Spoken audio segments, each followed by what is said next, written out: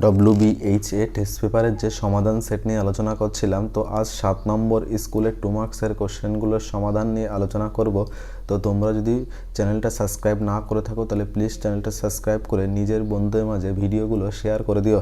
তো চলো দেখা যাক প্রথম কোশ্চেন কি রয়েছে। বলছে মনে করো সব মূলদ সংখ্যার সেট কিউ এবং এফ একটা ফাংশন যেটি মূলদ সংখ্যা থেকে মূলদ সংখ্যার উপর ডিফাইন করা আছে, যেখানে এফ অফ এক্স 3x-2 দ্বারা সংজ্ঞাত যদি G composition F equal to I হয় তবে জি ফাংশনটাকে নির্ণয় করতে হবে। তাহলে আমি ধরে নিলাম যে অন্তর্গত পদটা এক্স, তাহলে G composition F X equal to I of X, মানে অন্তর্গত পদটা আমরা এক্স ধরে নিয়েছি। তাহলে এখান থেকে আমরা কি লিখতে পারবো, জি অফ এফ অফ এক্স, আর এখান থেকে এটা কি হয় না, এটা হচ্ছে এক্স হয়ে যায়। তাহলে জি অফ এফ অফ এক্স, তাহলে এফ অফ এক্স মানে কি, এফ অফ এক্স মানে হচ্ছে 3x-2 এখানে বসালাম, আর এই পাশে এক্স রয়েছে। এবার যদি এই জি অফ যেটা রয়েছে সেইটাকে যদি ওয়াই ধরি, তাহলে সেটাকে ওয়াই ধরলাম, তাহলে 3x-2কে ওয়াই ধরেছি, তাহলে এখানে ওয়াই বসাবো। আর এই এক্সের মান, এই এক্সের মানটা আমি এখান থেকে বার করে নেবো। তাহলে এখান থেকে এক্সের মান বার করলে কত হবে না, ওয়াই প্লাস 2/3, সেই এক্সের মানটা এখানে বসালাম। বসানোর পরে এই যেটা পেলাম এইটাতে যদি আমি ওয়াইয়ের প্লেসে এক্স বসাই তাহলে কি হবে, G of X equal to X plus 2/3। তো এটাই কিন্তু কোশ্চেনের ভিতরে বার করতে দিয়েছিল যে জি ফাংশনটা কি হবে। তো জি ফাংশনটা কিন্তু এটাই হবে। তারপরের যে কোশ্চেনটা রয়েছে বলছে কস ইনভার্স -3/2 মানটা কি সংজ্ঞাত হবে। তো এটা যুক্তি দিতে হবে যে যদি সংজ্ঞাত হয় তাহলে কেন হচ্ছে, যদি না হয় তাহলেও বা কেন হচ্ছে, এটা কিন্তু বলতে হবে। তাহলে আমরা ধরে নিয়েছি যে cos inverse -3/2 equal to theta, তাহলে কস থিটা ইকুয়াল টু কী হচ্ছে, -3/2। কিন্তু আমরা জানি যে কস থিটার মানটা কিন্তু -1 থেকে 1-এর ভিতরে থাকে, তাহলে এটা কিন্তু সেটাকে ক্রস করছে, তার মানে এটা কখনোই সম্ভব নয়, অর্থাৎ কস ইনভার্স -3/2 এটা সঙ্গত নয়। তারপরের যে কোশ্চেনটা রয়েছে বলছে যে এ একটা ম্যাট্রিক্স দেওয়া রয়েছে, তাহলে বলছে যে এ মাইনাস এর ট্রান্সপোজ একটি বিপ্রতিসম। তাহলে প্রতিসম বিপ্রতিসমর কনসেপ্টটা কি না, যদি কোনো একটা ম্যাট্রিক্সের ট্রান্সপোজ করলে সেই ম্যাট্রিক্সটাই ফেরত পাওয়া যায় তখন সেটা হচ্ছে প্রতিসম হয়, আর ট্রান্সপোজ করলে যদি -এ চলে আসে তাহলে কিন্তু বিপ্রতিসম হয়। তাহলে এখানে আমার দেখাতে হবে যে এ মাইনাস এর ট্রান্সপোজ এটা বিপ্রতিসম, অর্থাৎ কি এইটার হোল ট্রান্সপোজ করলে যেটা হবে সেটা হচ্ছে মাইনাস অফ এটাই দেবে। তো এটা আমরা দেখাবো। তাহলে এখানে এ দেওয়া রয়েছে, এর ট্রান্সপোজটা বার করে নিলাম, এ মাইনাস এর ট্রান্সপোজ বার করেছি, যেটা হয়েছে 0-1-1-0 এইটা। এবার এইটা যদি আবার ট্রান্সপোজ করি, অর্থাৎ এ মাইনাস এর ট্রান্সপোজ যদি করি তাহলে কী হবে, ট্রান্সপোজ করলে যেটা আসছে সেটা হচ্ছে 0-1-1-0 আসে। তাহলে এটার থেকে যদি মাইনাস কমন নিয়ে নিই তাহলে কি আসে, মাইনাস অফ 0-1-1-0 এইটা। তাহলে এটা মানেই কিন্তু আবার এ মাইনাস এ ট্রান্সপোজ। তাহলে দেখো এ মাইনাস এ ট্রান্সপোজের টোটালটা ট্রান্সপোজ করলে যেটা হচ্ছে সেটা হচ্ছে মাইনাস অফ ওইটা ফেরত পাওয়া যাচ্ছে। তার মানে এখান থেকে আমরা বলতে পারি যে এ মাইনাস এ ট্রান্সপোজ এটা কিন্তু বিপ্রতিসম। তারপরের যে কোশ্চেনটা রয়েছে বলছে বিস্তৃতি না করে মান নির্ণয় করে এইটার। তাহলে এখানে আমরা দুটো অপারেশন কাজে লাগিয়েছি, একটা হচ্ছে r2 ড্যাশ সমান r2 মাইনাস r1 আর r3 ড্যাশ সমান r3 মাইনাস r1। তাহলে এটাকে যদি এখানে করা হয় তাহলে দেখো 1 নিচের দুটো 0 হয়ে যাবে, কারণ r2 মাইনাস r1 করলে 1-এর থেকে 1 বাদ দিলে 0, তারপরে 1-এর থেকে যদি আবার 1 বাদ দিই তাহলে সেটাও 0। আর এখানে কি হবে, এখানে প্রথম রোটা কিন্তু চেঞ্জ হবে না, কিন্তু সেকেন্ড আর থার্ড রোটা কিন্তু আমরা চেঞ্জ করছি, তাহলে চেঞ্জ হয়ে এটা হবে বি মাইনাসে। আর এটার থেকে কি হবে না, এটা হবে এসি মাইনাস বিসি, তাহলে সেখান থেকে সি কমন নিলে এ মাইনাস বি। একইভাবে যদি আমরা r3 মাইনাস r1 করি তাহলে হবে সি মাইনাসে, আর এটা হবে এ বি মাইনাস বিসি, তো সেখান থেকে যদি আমরা বিটাকে কমন নিই তাহলে হবে এ মাইনাস সি। এবার দেখো এখান থেকে যদি আমরা সেকেন্ড রোয়ের থেকে এ মাইনাস বি কমন নিয়েছি, আর থার্ড রোয়ের থেকে আমরা সি মাইনাস এটাকে কমন নিয়েছি, তাহলে কমন নিলে যেটা থাকবে সেটা হচ্ছে 1 এ বিসি 0-1 সি 0-1 মাইনাস বি এটা হবে। এবার এইটাকে যদি আমরা এক্সপ্যান্ড করি তাহলে এক্সপ্যান্ড করলে যেটা হবে সেটা এটা হবে, অর্থাৎ অ্যান্সার যেটা হবে সেটা হলো A minus B, B minus C, C minus A. তো এটাই হয়ে যাবে এই কোশ্চেনের অ্যান্সার। তারপরের যে কোশ্চেনটা রয়েছে বলছে যে y equal to tan inverse 4x by 1 plus 5x square plus tan inverse 2 plus 3x divided by 3 minus 2x হলে প্রমাণ করো যে dy dx equal to 5/1 on plus 25x² এটা, তাহলে y ইকুয়াল টু যেটা রয়েছে ট্যান ইনভার্স 4xকে লেখা যায় 5x minus x divided by 1 plus 5x into x এই এখানে লিখলাম প্লাস ট্যান ইনভার্স। এবার এইটা যেটা রয়েছে সেইটাকে যদি 3 দিয়ে ভাগ করে দিই তাহলে হবে 2/3 plus X divided by 1 minus 2/3 into X. এবার এইটা কিসের ফর্মুলা যাচ্ছে না, এটা হচ্ছে tan inverse X minus tan inverse ওয়াইয়ের ফর্মুলা। তাহলে tan inverse 5x minus tan inverse X, আর এটা হচ্ছে tan inverse X plus tan inverse ওয়াইয়ের ফর্মুলা। তাহলে হবে tan inverse 2/3 plus tan inverse X. তাহলে এই ট্যান ইনভার্স এক্স কেটে যাচ্ছে, তাহলে যেটা থাকছে সেটা হচ্ছে tan inverse 5x plus tan inverse 2/3। এবার এটাকে যদি ডেরিভেটিভ করি তাহলে ট্যান ইনভার্স এক্সের ডেরিভেটিভ করলে 1/1 প্লাস x², তাহলে এটা হবে 1/1 প্লাস 5x তার স্কোয়ার, আর 5xের ডেরিভেটিভ করলে কত হবে 5 হবে, প্লাস তারপরেরটা তো কনস্ট্যান্ট 0 হয়ে যাবে, তাহলে যেটা দাঁড়াচ্ছে 5/1 প্লাস 25x²। এটা তারপরে যে কোশ্চেনটা রয়েছে বলছে এফ অফ এক্স অপেক্ষকের x ইকুয়াল টু 1 বিন্দুতে সন্ততা কিনা পরীক্ষা করতে হবে। তাহলে এই কোশ্চেনটা কিন্তু পেজ নম্বর 248 পেজে করে দেওয়া রয়েছে।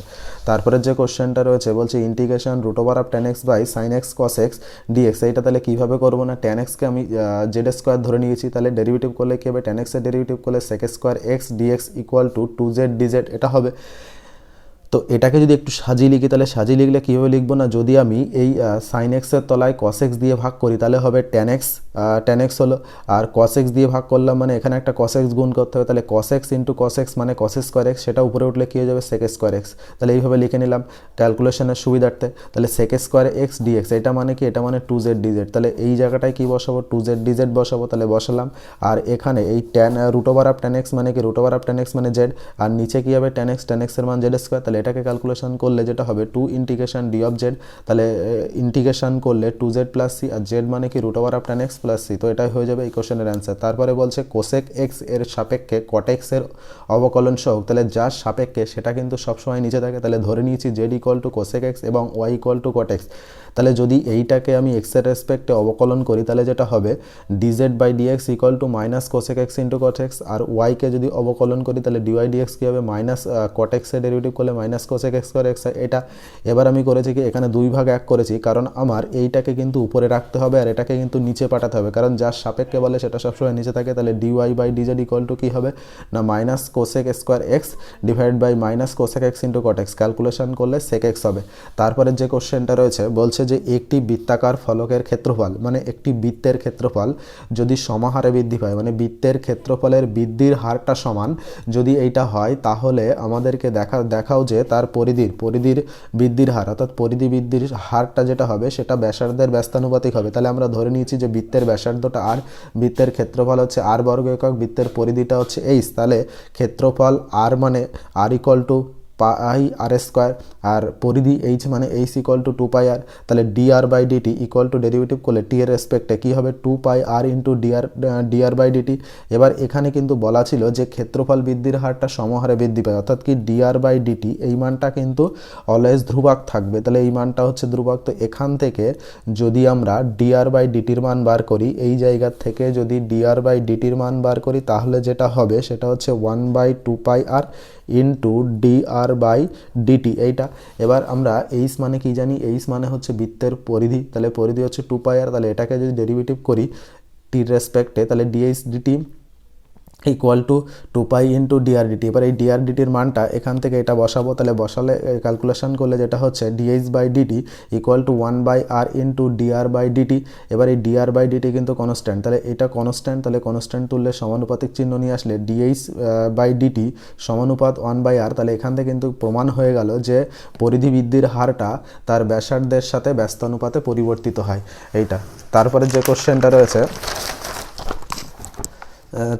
কোশ্চেনটা রয়েছে বলছে যেসব অধিবৃত্তের অক্ষ এক্স অক্ষের সাথে সমাপতিত হয় তাদের অবকল সমীকরণ নির্ণয় করতে হবে। তাহলে আমরা কিন্তু ক্লাস 11-এ অধিবৃত্তের যে চ্যাপ্টারটা ছিল সেখান থেকে কিন্তু খুব ভালোভাবেই এই জিনিসগুলো করেছি, যে যদি কোনো অধিবৃত্ত এক্স অক্ষের সাথে সমাপতিত হয়, যদি কোনো অক্ষ এক্স অক্ষের সঙ্গে সমাপতিত হয়, মূলবিন্দুতে তাদের যে সমীকরণটা হয় y² ইকুয়াল টু 4ax এটা হয়। তাহলে এখান থেকে আমাদেরকে অবকল সমীকরণ গঠন করতে হবে। এবার এই অবকল সমীকরণ গঠন করার সময় কী জিনিস লক্ষ্য রাখতে হয় না, এগুলো এখান থেকে আমাদেরকে ধ্রুবকগুলোকে তাড়াতে হয় এবং এমনভাবে তাড়াবো যেন এর ভিতরে এই যে বীজগাণিতিক সমীকরণটা রয়েছে, এই বীজগাণিতিক সমীকরণের ভিতরে যতগুলো কনস্ট্যান্ট থাকবে আমরা কিন্তু হায়েস্ট তত ডিগ্রি পর্যন্ত ডেরিভেটিভ করতে পারবো, সেটাকে কিন্তু ক্রস করতে পারবো না। তো এখানে এই যে বীজগাণিতিক সমীকরণটা রয়েছে, এখানে কনস্ট্যান্টটা হচ্ছে 4, অর্থাৎ একটাই কিন্তু কনস্ট্যান্ট রয়েছে, অর্থাৎ কি এইটার অবকল সমীকরণ গঠন করতে গেলে আমরা কিন্তু একবারই ডেরিভেটিভ করতে পারবো, দুবার কিন্তু ডেরিভেটিভ করতে পারবো না। তো কীভাবে ডেরিভেটিভ করেছি দেখো, এক্সের রেসপেক্টে ডেরিভেটিভ করলে 2i × dy/dx = 4। এবার এই 1 নম্বর সমীকরণ থেকে 4-এর মানটা এখানে বসিয়েছি, তাহলে 4-এর মান হচ্ছে কি y² এইটা। তো এটাকে একটু সাজিয়ে লিখলে 2x × dy/dx = y, তাহলে এটাই হচ্ছে এই বীজগাণিতিক সমীকরণের অবকল সমীকরণ হচ্ছে এইটা। তারপরে যে কোশ্চেনটা রয়েছে বলছে দেখাও যে 2i - j - k, আর তারপরে যে ভেক্টরটা দেওয়া আছে 7j + 3k এবং i + 3j + k ভেক্টর তিনটি সমতলীয় কিনা চেক করতে হবে। তাহলে প্রথম যে ভেক্টরটা রয়েছে সেটাকে যদি আমি এ পয়েন্ট দ্বারা চিহ্নিত করি, দ্বিতীয় যে ভেক্টরটা তাকে যদি বি পয়েন্ট দ্বারা এবং তৃতীয় ভেক্টরকে সি পয়েন্ট দ্বারা চিহ্নিত করি, তাহলে এখানে এবি ভেক্টরটা কী হবে, এবি ভেক্টরটা ক্যালকুলেশন করে এইটা আসে, এসি ভেক্টরটা ক্যালকুলেশন করে এইটা আসে। তাহলে এখান থেকে পরিষ্কার দেখা যাচ্ছে যে এবি ভেক্টর সমান 2 × এসি ভেক্টর। তাহলে এখান থেকে আমরা বলে দেবো যে ভেক্টর তিনটি সমতলিক হবে। তারপরে যে কোশ্চেনটা রয়েছে বলছে যে সরলরেখা অক্ষ তিনটির সাথে সমান কোণ উৎপন্ন করে তাদের দিক কোসাইন সমূহ নির্ণয় করতে হবে। তাহলে আমি ধরে নিয়েছি যে এমন একটা সরলরেখা যেটা কিনা তিনটে অক্ষের সাথে একই কোণে নত রয়েছে, তো সেই কোণটা আলফা ধরলে আমরা কি জানি যে কোন একটা সরলরেখা এক্স অ্যাক্সিস, ওয়াই অ্যাক্সিস আর জেড অ্যাক্সিসের সাথে যে অ্যাঙ্গেলগুলো করে তাদের কসের মানকে দিক কোসাইন বলা হয়। এবং দিক কোসাইনের আর একটা সম্পর্ক আমরা জানি, কি সম্পর্ক না, তাদের তিনটের স্কোয়ারের যোগফল কিন্তু অলওয়েজ 1 হয়। তাহলে cos² α + cos² α + cos² α = 1, তাহলে 3 cos² α = 1, তাহলে cos α = কত, ±1/3 ±1/√3 এইটা হবে। তাহলে দিক কোসাইন কি হবে, +-1/√3 +-1/√3 +-1/√3 এটা হবে। তারপরে বলছে যে কোনো সমসম্ভব চলক x এর জন্য প্রমাণ করো var of x = a² var of x। তাহলে এই কোশ্চেনটাই কিন্তু পেজ নম্বর 874 পেজে কিন্তু করে দেওয়া রয়েছে এসএনদের বইতে। তারপরে যে কোশ্চেনটা রয়েছে বলছে যে প্রবাবিলিটি অফ a/b যে a/b = 0.75, p of b/a হচ্ছে 0.6 এবং p of a = 0.4 হলে p of এর কমপ্লিমেন্ট / b এর কমপ্লিমেন্টের মান কত হবে। তাহলে এই কোশ্চেনটাই কিন্তু পেজ নম্বর 843 পেজে এসএনদের বইতে করে দেওয়া রয়েছে। তো এই ছিল 7 নম্বর স্কুলের 2 মার্কসের কোশ্চেনগুলোর সমাধান। কোথাও যদি বুঝতে প্রবলেম হয় অবশ্যই কমেন্ট সেকশনে জানাবে, নিজের বন্ধুদের সঙ্গে ভিডিওগুলো শেয়ার করবে, আর চ্যানেলটা সাবস্ক্রাইব না করা থাকলে চ্যানেলটা সাবস্ক্রাইব করে চ্যানেলটার পাশে থাকবে।